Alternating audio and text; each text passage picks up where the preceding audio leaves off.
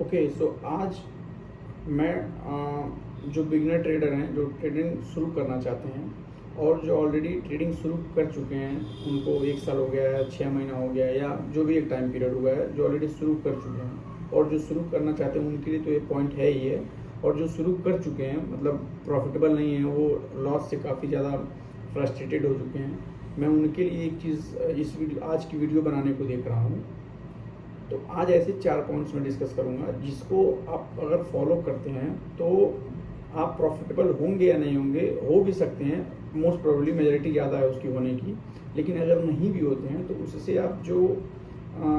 एक दिमाग में साइकोलॉजी डिस्टर्ब होती है कि ट्रेडिंग अच्छी नहीं है, छोड़ देनी चाहिए,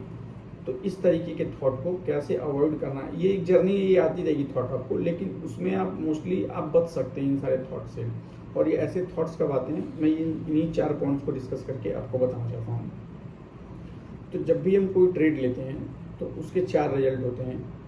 सबसे पहला रिजल्ट होता है कि प्रॉफिट होगा, वो 2 तरीके का होगा, एक छोटा होगा स्मॉल प्रॉफिट, एक बड़ा प्रॉफिट होगा जिसको हम लोग बिग प्रॉफिट बोलते हैं। दूसरा एक लॉस हो सकता है, दूसरा आउटकम, उसके भी 2 वैराइटीज़ हैं, पहला स्मॉल लॉस होगा और बिग लॉस होगा। तो जब भी हम कोई ट्रेड लेते हैं तो हम ये उम्मीद करके चलते हैं कि हमें प्रॉफिटेबल, मतलब हमें रहना तो न्यूट्रल है, लेकिन हमारे सबकॉन्शियस में ये रहता है कि हमारे फेवर में ये चीज़, ये ट्रेड हमारे फेवर में है ताकि हम प्रॉफिटेबल हो सकें या ये ट्रेड हमारा प्रॉफिट में क्लोज हो। तो जब एज अ बिगिनर हम ट्रेड करना शुरू करते हैं तो ये एक्सपेक्टेशंस हम रखते हैं, या हम जब भी जिस भी लेवल पर पहुंचते हैं तो हमें एक्सपेक्टेशंस रहती हैं, अपने सबकॉन्शियस में रहता है कि ये ट्रेड हमारे फेवर में आना चाहिए।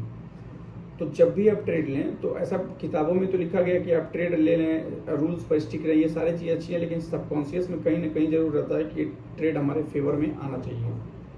तो आप जब एक ट्रेड में एंट्री बना लेते हैं तो उसका जो आउटकम है लॉस का या प्रॉफिट का, उसके 4 आउटकम हैं, वो मैंने आपको बता दिया है। तो उसका जो आखिरी पॉइंट था उससे आपको हमेशा बच के रहना, और वो पॉइंट ये है कि बिग लॉस हमेशा नहीं होना चाहिए, हमेशा क्या कभी नहीं होना चाहिए बिग लॉस ट्रेडिंग में। 3 पॉइंट्स आपके हो जा रहे हैं तो आप उससे क्या रहेगा कि आपका जो एक कर्व रहेगा ट्रेडिंग का, वो चलता रहेगा स्मूथली। कभी 100 का प्रॉफिट होगा तो 50 का लॉस होगा, 100 का लॉस होगा तो 50 का प्रॉफिट। इससे क्या होगा कि आप उस चीज़ में बने रहेंगे और कभी आपका साइकोलॉजी डिस्टर्ब नहीं होगा कि आप पैसा लेके आ रहे हैं, अकाउंट ब्लो हो जा रहा है, फिर आपका पूरी तरह से दिमाग डिस्टर्ब हो जा रहा है, या आप कई सारी चीज़ें ऐसा बिगिनर सोचने लगते हैं कि गैम्बलिंग है, जुआ है, ये सारी चीज़ें आप नहीं जान पाते हैं स्टार्टिंग में, लेकिन आप कुछ टाइम बिता लेते हैं, तब भी आप अगर इन चीज़ों की अगर आपकी समझ नहीं है आपको, तो आपको लगता है कि छोड़ देनी चाहिए ट्रेडिंग। और बल्कि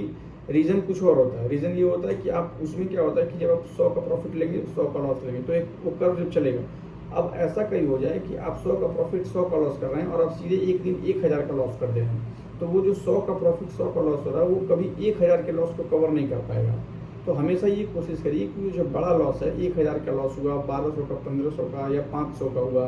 तो मतलब एक जो भी कैपिटल आपकी है उसके अकॉर्डिंग मैं बता रहा हूँ आपको, लॉस कुछ भी हो सकता है। किसी का प्रॉफिट अगर 5-10 हज़ार हो रहा है, वो 50,000 लूज कर रहा है, तो कहीं ना कहीं बड़ा लॉस वो कर रहा है। तो ये जो बड़ा लॉस का पॉइंट है, इससे आपको हमेशा बच के रहना है। इससे क्या यही होगा कि आप हमेशा बने रहेंगे, और आप जब गेम में बने रहेंगे तो इससे क्या होगा कि आपका दिमाग आपको खुद आइडिया देगा कि आप क्या गलतियाँ कर रहे हैं, क्या सही कर रहे हैं।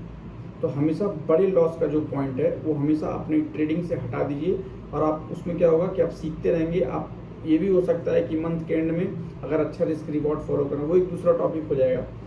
तो बड़े लॉस को मुझे ये बताना था आपको कि बड़े लॉस को हमेशा अपने ट्रेडिंग से अवॉइड करें, आप हमेशा गेम में बने रहेंगे। Thank you.